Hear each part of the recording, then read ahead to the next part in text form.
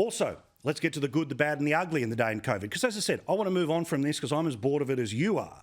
But still, important stuff needs to be noted, including the absolute good today is that the media got to see what I've been saying for a long time. The Queensland government is out of its depth. It is full of liars and they are caught absolutely red-handed. Remember, it was their situation that led to the most recent lockdown.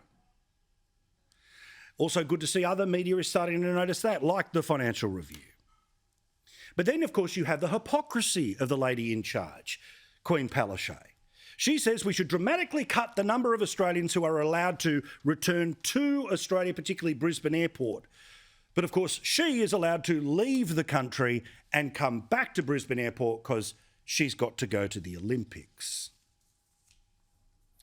As for the bad, despite the fact that 0.02% of everyone who is being tested in New South Wales ends up having coronavirus, meaning the system is working. Anyone who thinks they might have been near it, they get tested.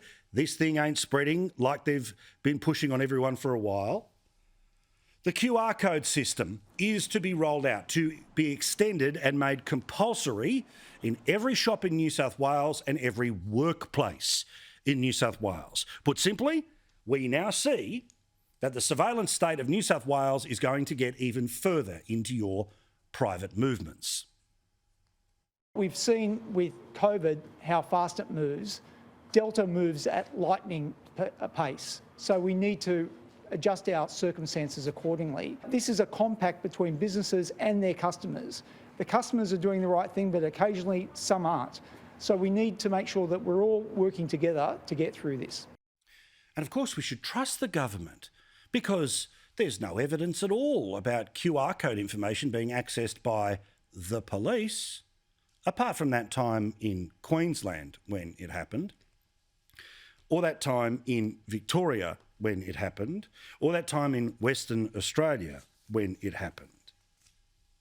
And also in the bad when it comes to COVID. There are just a couple of days left of the school term in Western Australia before a 2-week school holiday. But the teachers' unions are in full sook mode pretending that there is some sort of crazy Delta danger for them because schools are still open for the next couple of days. What garbage. There is no evidence that kids are the problem, and if by whatever crazy chance it pops up in a school, you just deal with that school. Not every school. Yet here we are. The tail trying to wag the dog, and the State Teachers Union president has said that research has suggested that new strains of COVID are prevalent among children. Come on. Teachers might want to be assured to be safe and not taking highly contagious variant back to their families. If there are more cases, we encourage the state government to start school holidays early. Oh, what a surprise. Your solution is more holidays. What, in a pupil-free development week after that? Oh, yeah, and in New South Wales, they're starting to warn people that the school holidays, which are due to end at the end of next week, well, it might become online learning after that because, you know, follow the science. Kids should always be back at school.